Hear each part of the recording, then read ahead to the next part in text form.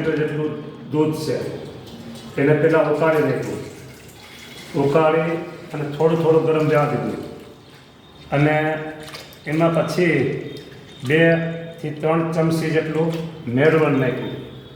કાઠિયાવાડ અને સૌરાષ્ટ્રમાં દહીં બનાવવું મેળવણ કહે અને ચરોતરમાં એને કહે છે આખરવું. એટલે આ માખણ જેવું દહીં બનાવવું હોય એને માટેની આ પ્રોસેસ છે.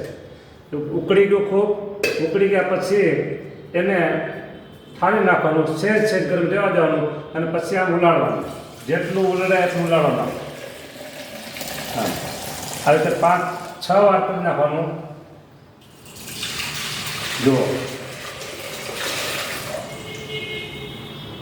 આમ 5 થી 6, 7 જેટલું વધારે થાય ને એટલું વધારે સહેજ ગરમ રહેવા દેવાનું.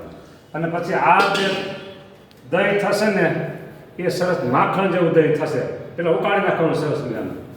એટલે આ દહીં બનાવવાની પ્રોસેસ એક ભાઈનો પ્રશ્ન હતો, એનો આ જવાબ છે. જય સ્વામિનારાયણ.